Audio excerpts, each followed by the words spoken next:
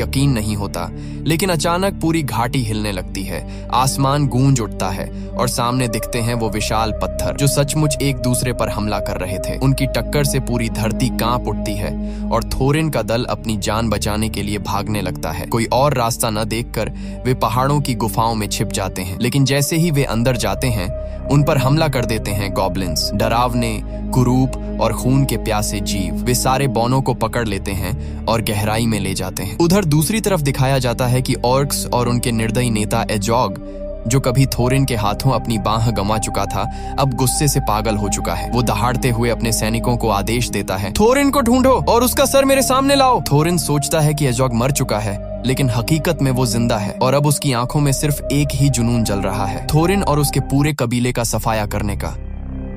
थोरिन और बाकी सारे बौने अब ऑर्क्स के हाथों में कैद थे। तभी गॉब्लिन्स का राजा हंसते हुए कहता है, कोई है जो तुम्हें ढूंढ रहा है, कोई जो तुम्हें मारना चाहता है।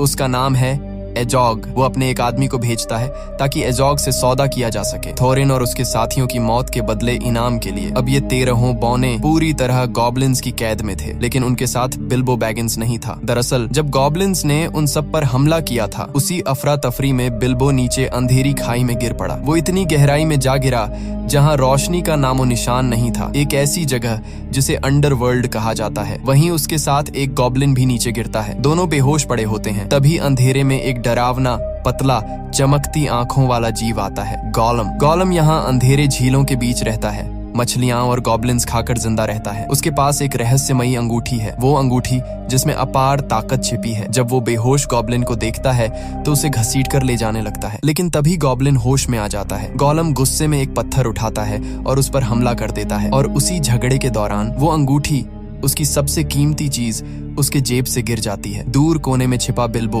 ये सब देख रहा होता है। वो धीरे से आगे बढ़ता है और वो अंगूठी उठाकर अपनी जेब में रख लेता है। उसे पता नहीं था कि उसने अभी अभी पूरी दुनिया की किस्मत अपने हाथों में ले ली है, लेकिन अब बिल्बो के सामने नई मुसीबत थी। इस अंधेरी जगह से निकलने का रास्ता उसे मालूम नहीं था। तभी सामने से वही डरावना गोलम आता है। उसकी आंखों में खून उतर आया था। वो बिल्बो को देखकर गुर्राता है और कहता है, माय प्रेशस, तू यहाँ क्या कर रहा है? वो बिल्बो को मार डालना चाहता है, लेकिन बिल्बो हिम्मत दिखाता है और कहता है, ठहरो, चलो एक खेल खेलते हैं। अगर मैं तुम्हारे सारे पहेलियों के सही जवाब दे दूं और तुम मेरी पहेली न सुलझा सको तो तुम मुझे बाहर का रास्ता दिखाओगे।